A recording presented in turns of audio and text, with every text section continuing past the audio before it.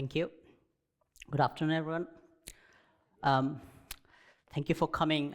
Thank you for your interest in artificial intelligence, which seems to be very exciting.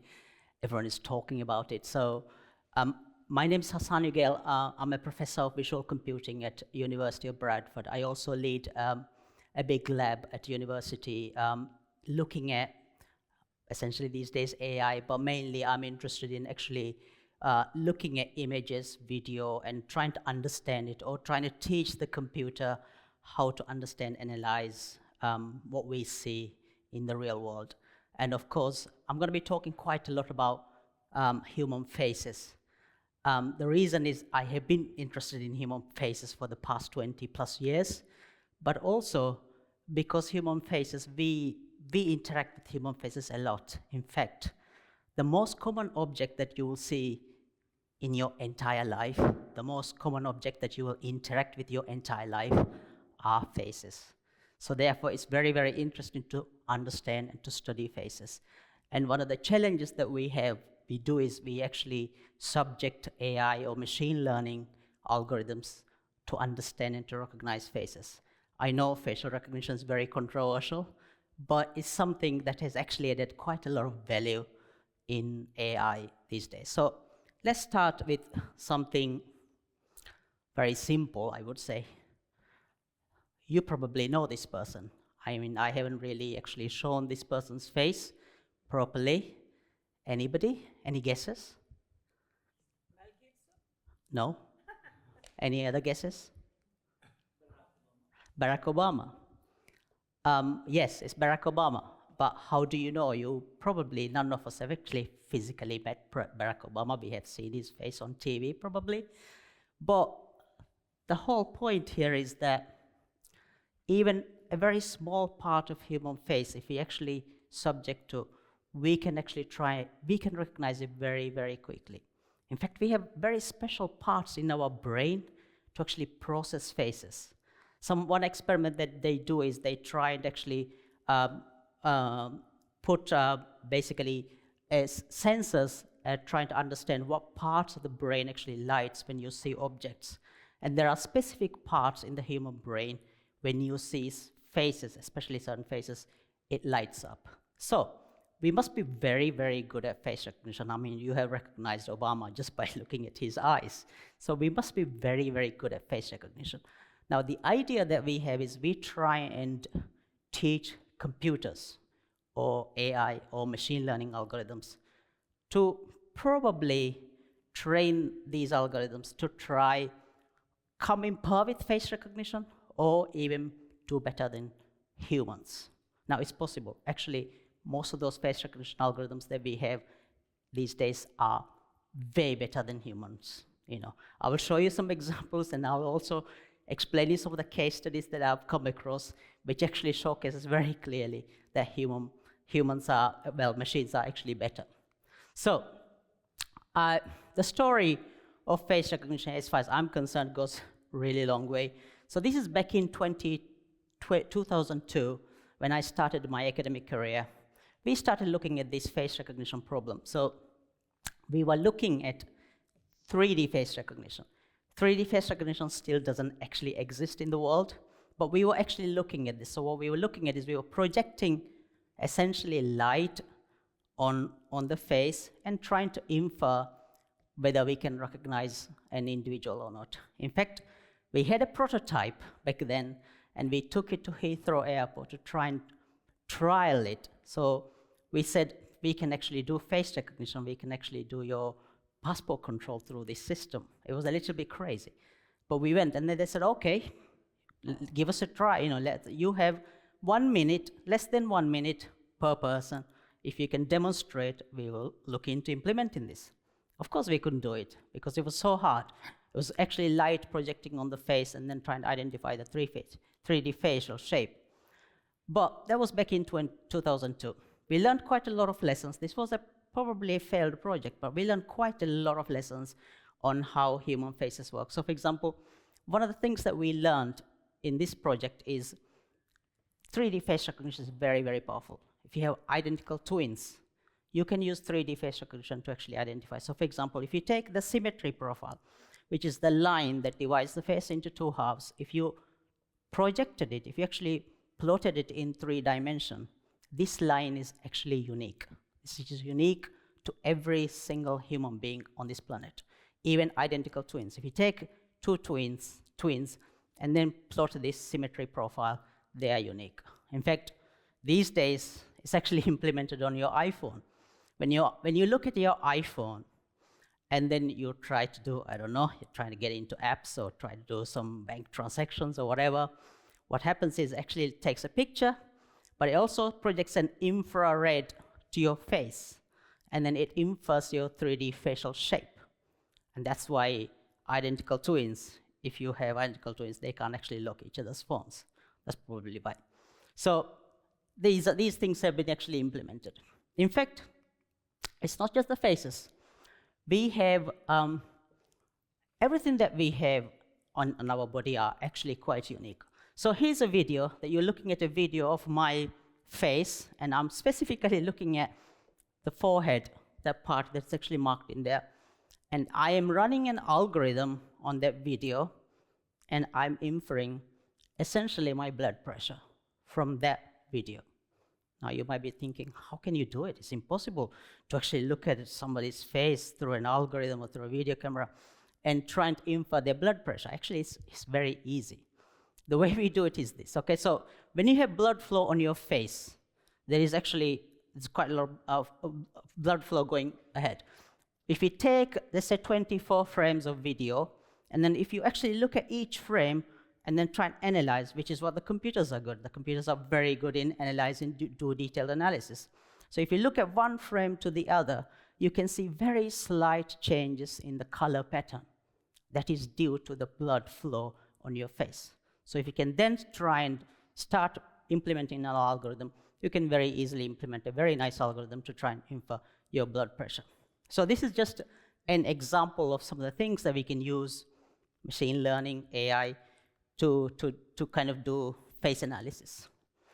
I want to talk to you a little bit about, because AI has been, we've been talking about AI for, these days for a little bit, but AI is actually not anything new. It's been, the actual concept of AI has existed for over 60 years. It's just these days we've been talking about it because computers have become very powerful. We've got loads and loads of data. But I want to talk a little bit about how computers, or when you look at your iPhone, how does it actually recognize your face and how does it work? We might think, actually, I get asked this question quite a lot, says, does it actually look at, I don't know, your facial shape? Does it look at, I don't know, the length between your eyes, the length of the nose? Yes and no. It actually looks at those things, but it actually looks at a lot more. So imagine you are looking at my face, and you are looking in a 3-dimensional space right now. You probably might be looking at the color of my face, maybe some of the facial shapes, but you are very good at recognizing. Probably you will never forget my face probably in your entire life now. This is how good we are in face processing. But the way the machine does is, what we do is, we throw the machine loads and loads of faces. In fact, we throw millions and millions of faces to this machine and say, here is a face, learn about it. Here is another face, learn about it.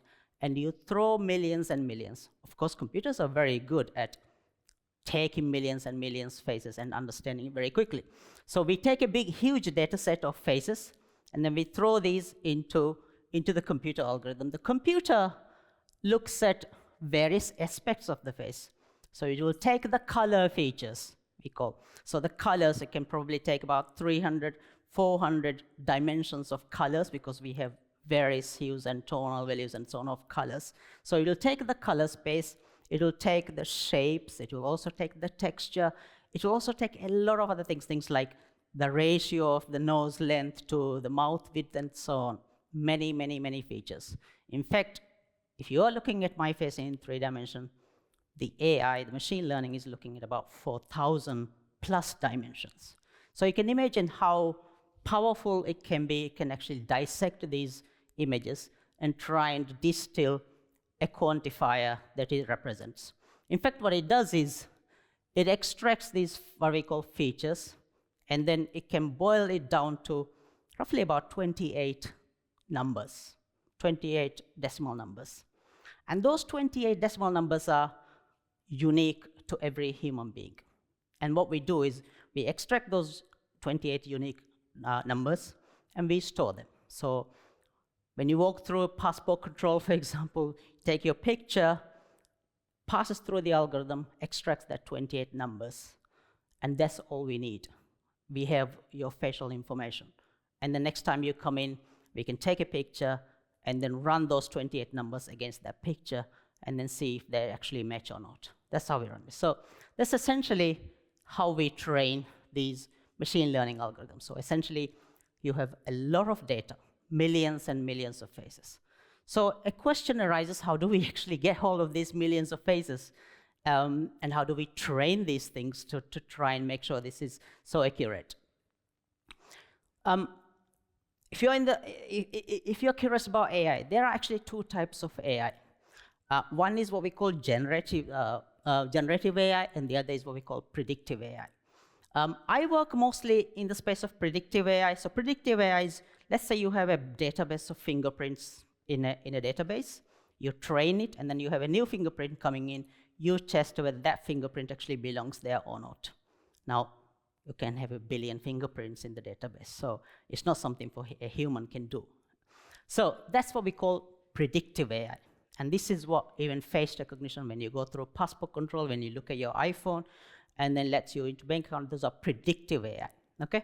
But what's been happening over the last few years, or the last 2 years at least, is since the introduction of Chat-GPT and everything else, is that we all know that AI is just generative AI. So what Chat-GPT, for example, is doing is actually taken the entire Wikipedia and a few other websites, and then it's actually learned about some of the information that we know as humans. And then whenever you prompt it, it's actually generating stuff for you. It's creating new stuff from the actual algorithm. In this case, in the case of predictive, you're not generating anything new, you're trying to predict it. Yeah? So all the hype recently about AI is on the generative AI side. I'm not saying generative AI is bad or anything, but it's just the hype, you know. But there is more to AI than just the generative AI. So this is the graph. If you think about it, as I said before, AI has existed for over 60 plus years. And the predictive AI kind of steadily been increasing, but the generative AI recently has shot up. And this is where all the fears comes, like AI going to take over our jobs and so on. Personally, I don't think so. That's a debate for later. But let's concentrate on how we use these things to try and build very, very powerful, in this case, face recognition algorithms. So we actually use generative AI quite a bit to actually create data to train our models. So as I said before, there are about 2 billion real faces around on the internet. People have given their consent for us to actually use for our machine learning to train these machine learning algorithms. So 2 million is actually a very small number if you think about 8 billion people. So what we do is we take those 2 million faces and then we put into a generative AI, an image generation tool, and then we generate faces. So for example, if you look at those faces there at the bottom, they are not real faces. These people do not exist. They are computer generated. You might think, oh, I know this guy is from somewhere. Actually, you don't, because these people do not exist. So what we do is, our latest machine learning face recognition algorithm is built on a mixture of generative and predictive AI. So what we do is we look at the world's population, current world's population. So there are X number of Chinese, there are X number of Asians, Black, and so on. So then what we do is we take a sample from that 2 million real faces, and then we ask an AI to actually generate faces. So we can generate 1 billion Chinese faces in a matter of few seconds. You just press a button and say generate, and it generates a variation of billion faces. And then you throw all these billions of faces into the machine learning algorithm, and you train it. And the machine learning algorithm will churn the numbers probably in a couple of days' time on a supercomputer. It brings a very, very powerful face recognition algorithm. and that you can deploy on your phones at immigration control points for fighting crimes, for criminal investigation, and so on. So that's how we train it. So essentially just two things. One is very powerful computers and lots of data. In the case of this, we actually create data from real faces. So once you have something like this, then we test it, whether this is actually very good. So as I said, you are very good at face recognition. So here's a good test for people, probably us humans. So if I show you these two faces, I don't know whether you can say this is the same individual or not. Some people say, actually these two faces, if you look at the age of these two individuals, they are taken probably a fair bit apart, about 20 years apart, 20 plus years apart. Now, if I challenge you with this and say, can you actually tell me whether this is, I mean, these are real cases. This is the sort of things that we actually look at, because in real life, you get this kind of images to actually look at it and to make decisions. And these can be very huge decisions, because this could be somebody trying to hide something, or they could be in the middle of an investigation. So we want to kind of get a good idea of whether these two individuals are the same. Any guesses? Yeah? How do you know?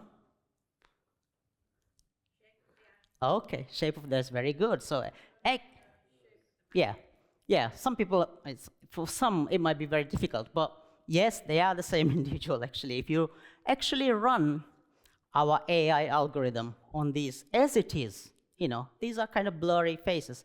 As it is, we are getting about 75.9% match. The threshold for us to consider is the same individual or not is actually 75%. So it's going above the threshold. So we know this is the same individual. In fact, I know this is the same individual because these are images of my wife. So I'm pretty sure it's the same individual. So that's an example of how powerful this kind of face recognition algorithms can be.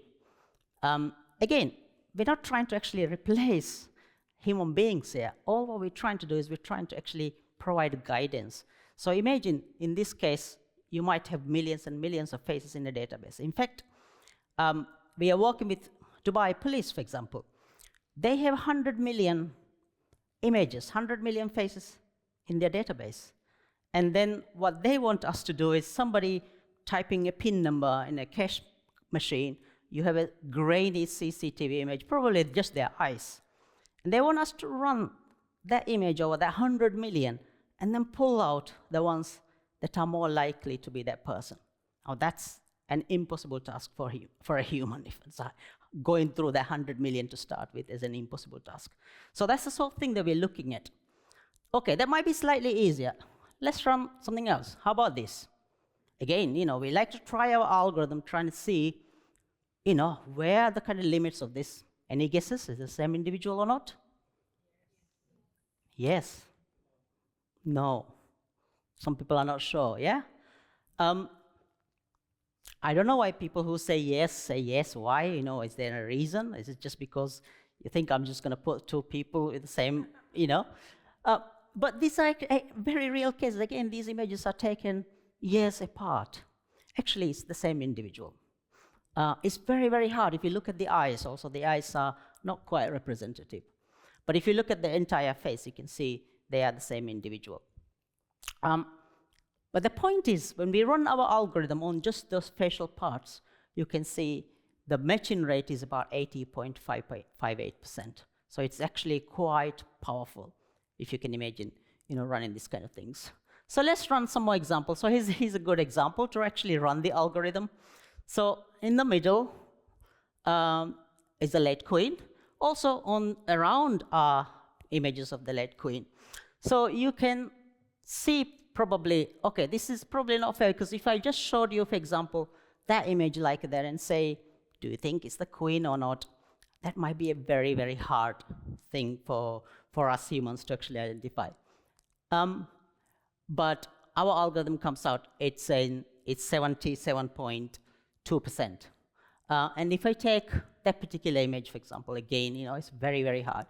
On its own, if I showed you the image and say, is that queen or not? it might be very difficult, to identify. So the whole point is that we have these very, very powerful algorithms that can now be deployed. In fact, we are using this for various other things. One other thing that we do is, of course, in investigations, in criminal cases, often you don't get very clear images. You get images which are like maybe 20, 30 years apart, grainy CCTV type images. So one of the things that we do is we take these faces and then we try develop algorithms to try and age these faces or de-age these faces, which is also quite important because you might want to identify what this person would look like in future or would have looked like in the past. So how do we do that? Again, what we do is we take a huge database of faces, gender, various ethnicities, and so on, and we know humans age, all humans age in a certain way. Yeah, of course, different ethnicities age differently, but all humans age in a certain way. So given that information, once we have a good data set, we throw this data set into our machine and say, you go and figure out the actual patterns of human aging. And it goes and looks at these images and say, I can see the difference between this image and this, and then it somehow figures out a pattern. If you ask me what pattern is it, I really don't know, but it actually figures out a very powerful pattern in this data set and says, I know how humans age. And then once you build that machine learning algorithm, then you can throw new faces to it, and then you can try and guess what that person would have looked like in the past. Now, so here's an example. You take the image at the top, and then run our algorithm, and then you can age, or you can de-age as well. You can go back, or you can go forward as well. So a question might arise, how do you know these algorithms are accurate? I can take a picture of you, I can say this is what you're going to look like in 10 years. Should I come back in 10 years, have a look at it, whether it's actually matching? No. Actually, you can go backwards. So I can take a picture of you right now, and then I can run the algorithm and says, what would you have looked like 10 years ago? And then I can take that image that I generated plus the picture of you 10 years ago, and then I can run face recognition on it. And if the face recognition algorithm passes, the test passes, then I know that my algorithm is correct. In fact, that's what we do. So for example, here, me age 46 there, and then the one on the right is actually not a real image. It's actually a computer-generated image of myself, predicted to be age 10. So I could take a picture of myself at age 10 and run face recognition on them, and then I can try and see whether the algorithm actually works or not. So this is part of our analysis. In fact, this is very, very useful tool for identifying possibly missing people and so on. In fact, we have done a lot of work in this. So here's a famous example of Madeleine McCann. We all know about this story. So the image there on the there is actually a generated image by ourselves. So what we have done is we've taken the young child's face and the parent's face, and then we have asked our AI to actually generate the potentially what Madeleine McCann would look like at age 17. And this is very useful because if you had a large database of children, you can run the image against, and then you can try and bring the potential hits. In fact, we have done quite a lot of these kind of examples. Ben Needham, Mary Boyle, Kian Prince, these are examples of work that we have done in face kind of aging, which is, again, is very, very useful tool. So again, a very powerful case of AI trying to kind of predict this. Another thing that we do is, as I said before, usually in cases that we look for, you don't get very clear passport type photos. You get very grainy CCTV angle images, and usually what you get are things like that. These are real cases, And what do? We can't probably work with these images because this is actually, you can't really see. So what we do is we create algorithms to try and enhance this image. So we have what we call the super resolution images. So you take the image and then you run, and then you can enhance the image. So you can see, and then you can, the high resolution image 3 is a very clear image. And that's just coming from that particular image. And you can run your analysis on those images. So here's an example of an image of the Queen, and then you can run our super resolution, and then you can enhance the image, and then use those enhanced images to try and run the algorithm. So once we have this kind of very powerful algorithm, but by the way, this has taken probably about 20 years for us to actually come to this level, to actually build these things. So it's quite a lot of work, about 30, 40 PhD students, lots of grant, lots of government money, actually doing this kind of thing. So there's a lot of resources have actually gone in building these things. It's not an overnight thing. So let me just talk a little bit about some of the high-profile cases that we have been actually working on using this technology. You all probably know the Salisbury poisoning case.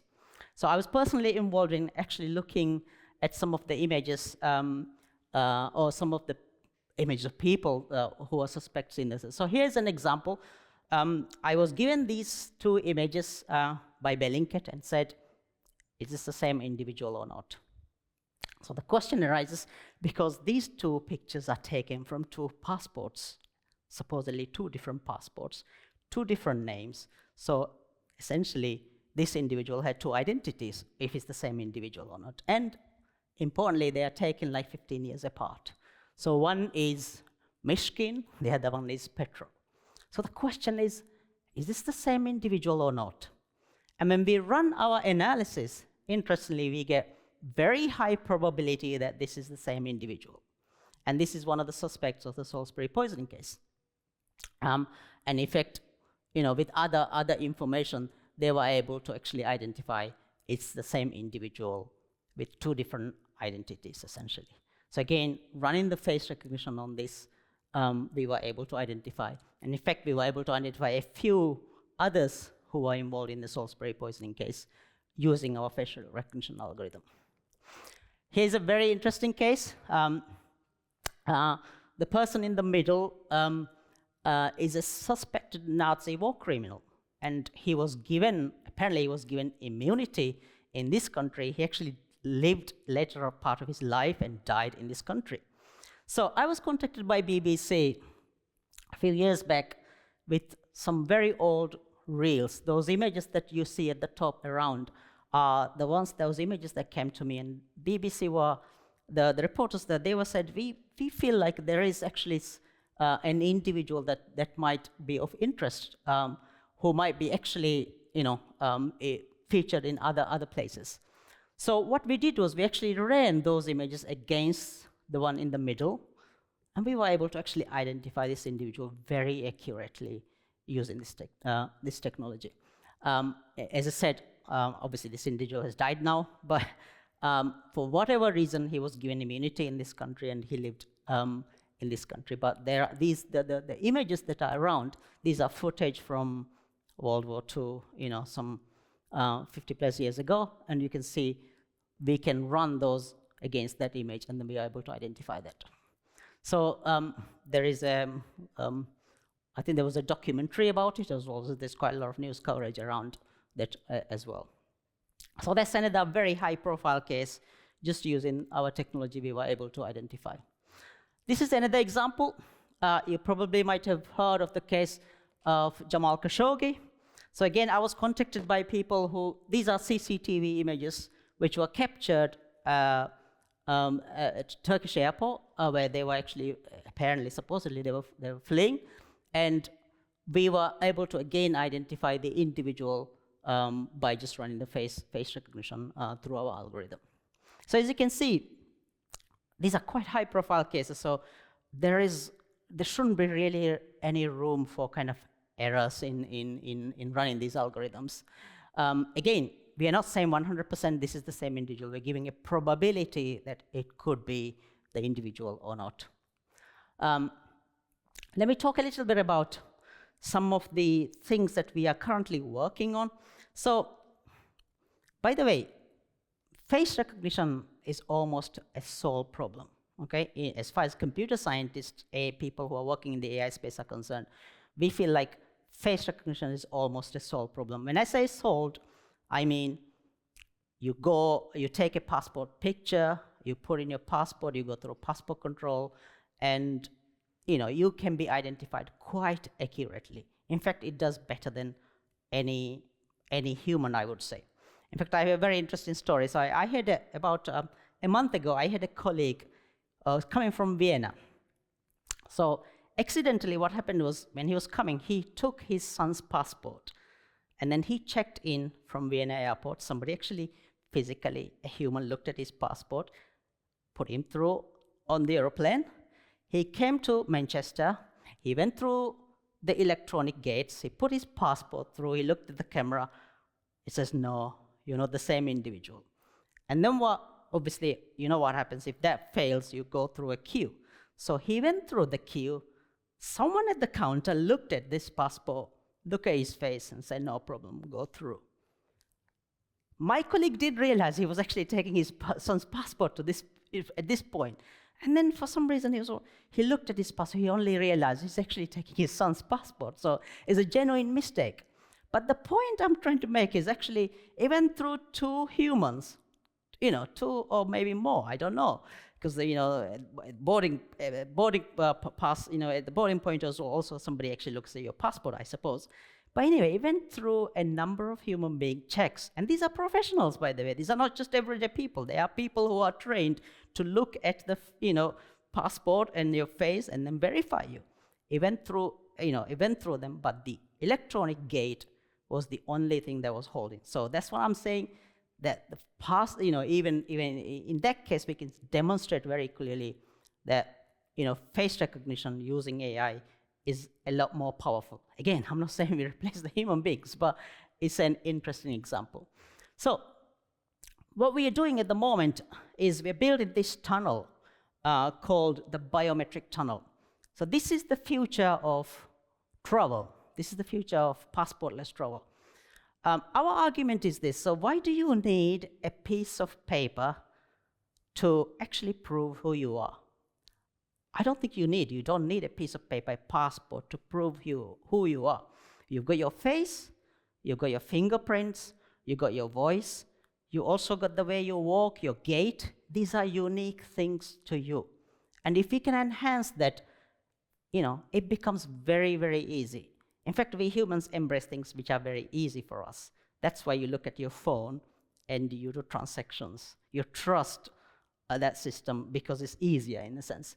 So what we're building at the moment is this tunnel where we will be in future, I don't know exactly when, but we will be in future allowing people to go through the tunnel.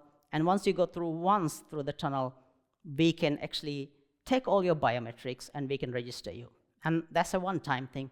Once you go through that, next time you travel, you don't need to take your passport. You can just get off the airplane and just walk through. And when you walk through, we can ID you and then see whether you're eligible to enter the country or not. Of course, it's not an easy problem when you think about it, because when you go through immigration control points, you put your passport, you look at the camera. This is what we call a one-to-one matching, where you have a picture on your passport, and then you have a picture from the camera, and then you actually compare. Here, this is a different case completely. You might have 200 million people in the database. Somebody is coming through, and what you want to do is you want to take their biometric in real time. The time that we have given to actually for this is 5 seconds. So every person has to be ID'd in under or in 5 seconds. There's no question about it. They haven't given us any other, So obviously it's up to us to try and go through that 100 million faces or whatever, or faces or data, and then run it and then ID the person in under 5 seconds. So this is an ongoing project that we are currently working with. Probably there are others in the world who are doing similar sort of things, and you can see why we are doing this, because this is going to be, I believe, the future of kind of travel. Again, this is very, very easy for us, kind of, if you have a system like this, and also it's very accurate, rather than people actually looking through passports and then making mistakes and so on. So that's a good example.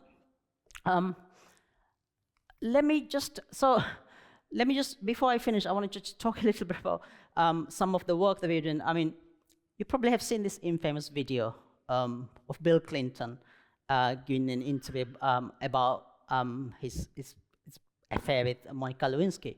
And what we're doing is we are actually running that video and then trying to look at his face and trying to see whether there are any discrepancies in his face that might potentially be alluded that he's lying. So you might be asking, how do you do that?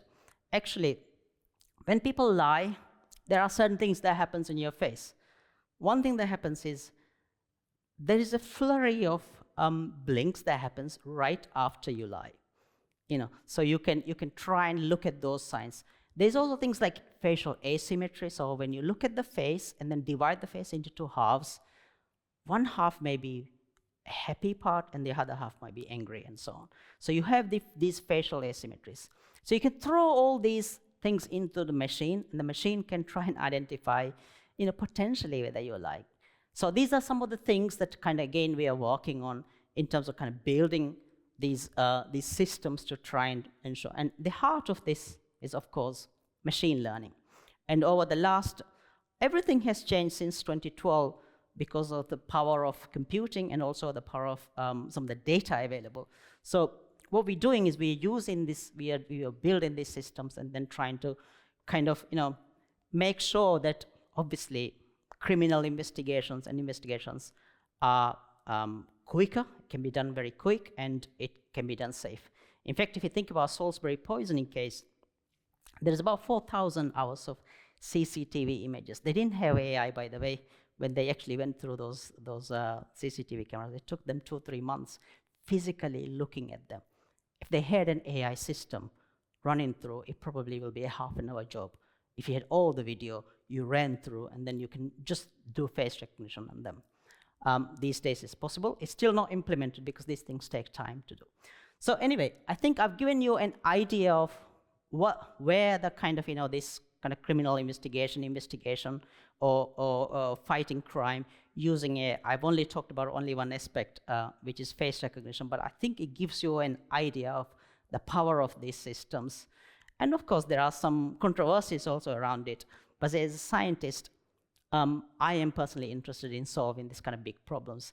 And it's been really a fascinating journey over the last 20 years, actually looking at these things and trying to solve some of these very difficult problems, but also applying this in real life. So let me stop there for a moment. And then what I can do is I can take questions if people have questions. Thank you very much. Hi. Hi. The recognition tunnel, wasn't that in the film Mission Impossible? No, it's not. Sorry, did you say Mission Impossible? Yeah, the tunnel. The tunnel it's not quite, when I say tunnel, the name of it is tunnel. It's basically a structure where you have about 20 plus cameras. You have a thermal camera, which actually looks at the body heat, which also identifies you quite uniquely. That's one thing. The other thing is you have these 20 plus cameras, which actually look at your body. So it looks at your face. There's a couple of frontal cameras. When you walk through, it looks at your face. So it captures your face. It doesn't really matter even if you can't capture your face, by the way, because we deliberately, sometimes we ask people to actually hide your face and walk through the tunnel. Because what we want to do is we want to try and identify them. So it looks at things like your body shape, so like your height, your build, and so on. That's a biometric. The other thing it looks at is your gait, which is the way you walk. Everybody walks uniquely. Even if you run, if you carry a bag, or if you do something, if you run, if you walk very uniquely. So we can actually use those. So all those parameters are actually put into the system so that next time when you come, we can identify you through the system. In the film, it was actually the gate they were analysing. The Mission Impossible film. Yeah, we get a lot of inspiration from these films, by the way. So and then we try to make these things happen. Yeah. Thank you. Some really good ideas there as well. Yeah. So brilliant implemented there. But I'd say, despite the good ideas and the good intentions that it starts with, we just had a previous discussion where we talked about ethics and faith as well too.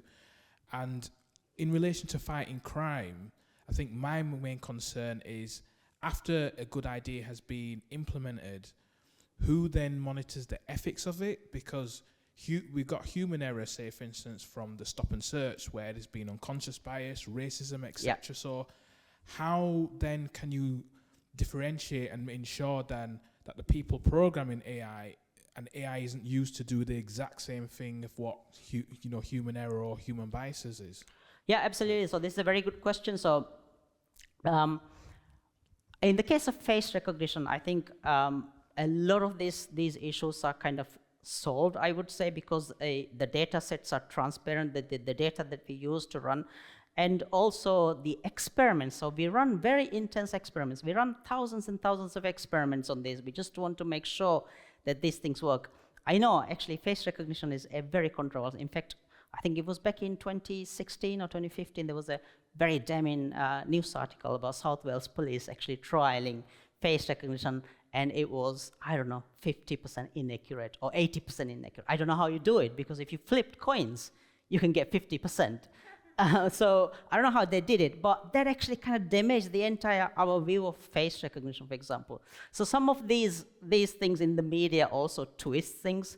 But I know for sure, I mean, you all know for sure, I think the face recognition actually works, because you have that in your phone. Every day you look at it and then you try and authenticate yourself. It doesn't matter whether your face is black, white, or Asian, it does work, yeah? So you are absolutely right, you know, in not just face recognition in AI, you have to be really careful in the data that you put in, the training routines you provide, and then also the output, and we monitor that. And by the way, these things doesn't simply go into systems without actually testing it. You know, it does go through quite a lot of tests. And in fact, in other projects, some other projects that I'm working on in medical field, for example, there's a lot of, you know, strict rules that you have to abide. In fact, you have to show your data set, say, what training have you done? What are the accuracies? And so on, yeah? So I think, yeah, I mean, the pace at which some of these things have actually, you know, gone quickly, is a bit worrying, because some of the things gets implemented quite quickly without checking. But in cases like this, there's a lot of checks and balances that happens. And I think the AI Act, the AI regulations are coming. With those, it will get better. And I'm up for it, because I think it's important. But the important thing here is that I think these things actually bring quite a lot of transparency, to be honest, because as you say, unconscious bias is something that we all need to fight. For example, the example I talk about my colleague from Vienna, that is a good example of unconscious bias. He's a white male. So if it was me probably going through them, I probably would have stopped, you know, very quickly. So it's just, you know, it's just unconscious bias actually creeps in our human minds. But these machines, if you train properly, they are likely not to have those unconscious biases. So imagine a scenario in the future where your wife's wearing the Ray-Ban glasses that have cameras in, wearable technology, and that's now running the lie detection software. And you know, she's looking at you and you tell her a little white lie. Do you think you might regret some of the work that you've done? I don't know that. I don't know. I don't think I would regret it. But I mean, if a scenario like that comes, I'm sure there will be, I don't know, mechanisms in place to approve. So for example, you can't just do lie detection on me, you know, if I don't approve it. So there must be ways to do that, I think. But then again, you know, I don't know. I mean, what we are doing is we're trying to actually build these technologies. So how we use that in society is a slightly different question. I mean, but I don't know. I don't think I would regret, you know, any of the technology that I have built. I don't think I would regret. Of course, it can go into, you know, other bad actors' hands, of course. I mean, any technology can be used and misused, I suppose. Thanks very much. Very informative talk and interesting. Cheers. Could AI be used maybe to detect medical conditions which were not apparent? Because you're talking about your blood pressure and so on. Do you see that it could be used in a general way in the future?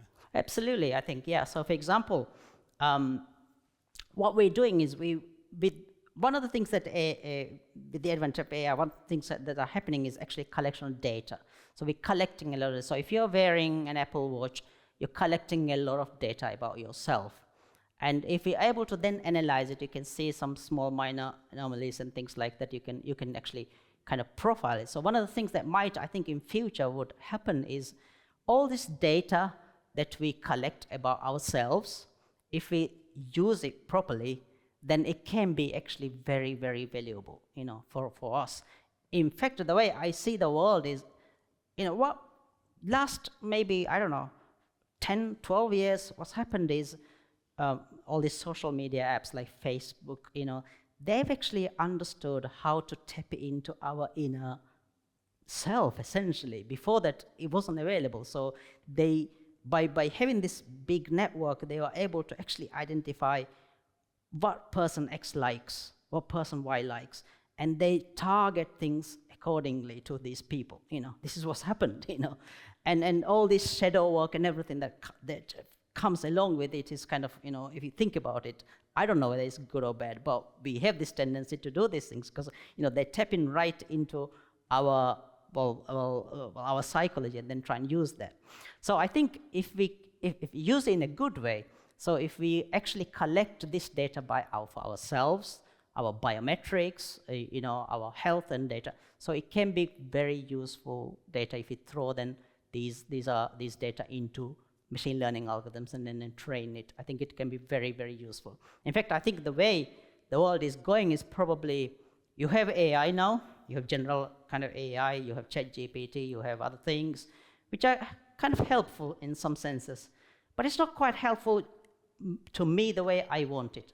So I think in the next coming years, there will be things where we call agents that will actually, there will be an agent for me. So this particular AI agent will be actually helping me personally because I want to kind of, this agent will know what sort of things I like for shopping, what sort of things I'm interested in things. So it will guide me in the way that I really want. So, I think these AI systems, and then also potentially it can tell me, there's something looming in the horizon about your health. So maybe it's better to check. So I think, yeah, these things can be useful for that way. Thank you for that talk. When a new medication is introduced to the market, it can take many decades before we fully know the full extent of the side effects and the impact it has on different people. Today, most of our banking is all on apps and it's all online. Does it give us a false sense of security, or do we really understand the long-term impact of safety, and does it actually open us up to potentially fraud? And is there more that we're going to learn about this down the line? Thank you. Yeah, that's a good question. It's a difficult question for me to answer, but yes, I think what tends to happen is you solve one problem, and then some other problems creep up. So, I mean, personally, I love technology and I've been working in technology space.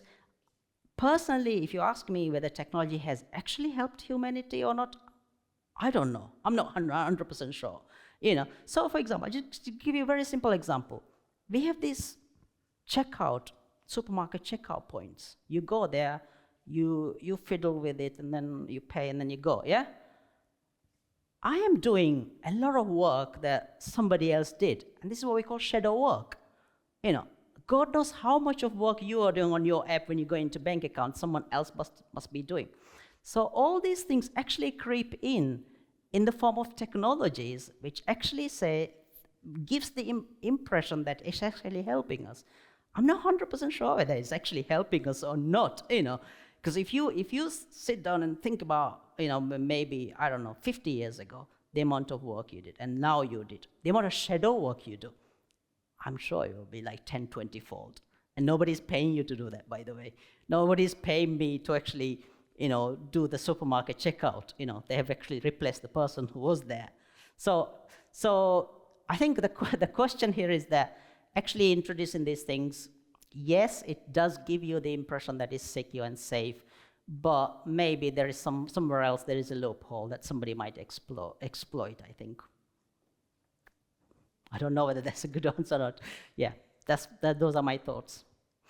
Thank you for such an excellent talk. I appreciate Thank you. that. I'm a GP, and I'm just intrigued. But you mentioned about the smartwatch and the data that they obviously can obtain, and the health profile. I'm just concerned that how in the future that with all this information, will it be down to the individual to be able to interpret it? Will the AI be able to interpret for the individual, and so therefore there's no need for the doctor? Just an example, one of my patients came in with data from a smartwatch showing that his blood pressure was dropping and he had a low pulse, and so we went on to investigate that, and he had quite a serious arrhythmia. And I mean, that was in that situation, you were able to help him. But just going in a few years' time, will that be that there will no longer be a GP and for us, or a job for me to help these individuals who have all this information on their phones? I don't think so, because the fact that this individual came to you, so I don't think so. I don't think any of these technologies, by the way, are going to replace any humans. I just don't see it, because that person might come with this data, but you are the one who's actually looking at that, interpreting the way that should be done, and you are the one who's making the decision, not the AI. The AI is actually providing us some sort of a data point or a guide, and then the individual, the professional, you will make the decisions. In any case, even in the case of face recognition, we're running these algorithms, we're just narrowing down in the search, and then we provide into a technical, somebody professional who looks at this and then say, that person makes the decision. By the way, AI, I don't think is actually a very smart thing. All AI is doing is actually taking the knowledge that we have gained, the data that we have taken, and all it's doing is just helping us to sort this data and then provide, summarize it in some sense. That's all the AI is doing. AI is very good at it because, it can take millions and millions of data points and then run it in a matter of seconds, and then it will just give you the results. But it doesn't interpret it for you. It doesn't say this is this is that. It just give you an idea. So I personally don't think that, especially doctors, I personally don't think there is actually, these systems are gonna replace humans. Of course, jobs will change. The space of job market will change. I mean, if you go back 50 years, there was a very different kind of jobs. If somebody from 50 years came here today, that person will know what to do. Phones, computers, and all that. So things do change, but I personally don't think. So your job is safe. Don't worry. Yeah, just continuing from the gentleman's question about the wife and the Ray-Bans, it struck me as well that we could be seeing at the end of lying here, couldn't we? It could clean up politics and all sorts. But I just wondered if this becomes so prevalent and in our pockets, could humans evolve to become better at lying so that they don't have these giveaways? Yeah. I think, one of the things I think the whole technology and AI machine learning is doing is actually making things more transparent, I think, because you can run face recognition on an app and then you can do that, so I think this idea of transparency. So your question of, whether this is the end of lying, I don't know, maybe, but isn't that a good thing? But by the way, it's actually, good liars are also very good lie detectors. So one of the experiments that we did in our lab, we found out that if you actually shows a video of like this, to a good liar, they're able to actually very quickly identify. So whether it's the end of lying or not, I don't know. And we all lie, by the way. It's a human condition, whether it's white lies or not, we lie. And that's probably part of our intelligence, I think, to even deceive ourselves. We sometimes lie ourselves as well. I don't know whether it's the end of lying or not, but I think it probably will bring a lot of transparency. Bringing these tools out, it probably bring a lot of transparency and objectivity into our lives, which might be a good thing, in my view. There was one more. Yeah. Yeah, last one, please, Hassan. Hi, my name is Shashank, and I'm a student at the University of Bradford. I'm doing Masters in Financial Technology. So I'm doing research in artificial intelligence in finance. Mm-hmm. So we can say generative AI is quite popular than predictive AI. Sure. And I'm exploring the field in finance. It's predictive AI. So we are predicting financial market behavior through the artificial intelligence. So that is impacting, the global events or any global news or economic events can change the predictions, of stock price or market. So how we can improve this, because predictive AI is totally failed in this model. Yeah. So your question is, I think there's probably a better question. Can you predict the next week's lottery using AI? Probably not. The reason is, as I said before, AI actually uses past data. When AI is trained, it actually uses all the data that we have generated in the past. Now, is it possible to take all that past data and then predict the future? I don't know. I don't think so, because future is very different. You can, to some extent, you can get some idea what might happen in the future, but absolutely for sure you can't, like predicting the lottery is a very difficult problem. And I don't think you can do that kind of things in sort of predicting market. So again, this is something that we all should bear in mind when we talking about AI. As said before, it's taken, for example, Chat-GPT is very good, for what it is, but all it's doing is it's taken the entire Wikipedia and a few hundred other websites, thrown this data into this system. This is past data. This is data we have generated. And our past is not necessarily very good either, not very nice either. So sometimes when you actually train this system and then ask it to predict, it actually predicts quite a lot of weird things, and things that are unpleasant as well. So yeah, so it's actually trained on this past data. So that's where the AI is. And I personally don't think it's that kind of a predictive tool in that sense, predicting the future. I don't think so. I think that's the last question. Thank you very much, everyone. So I hope you enjoyed it. Thank you.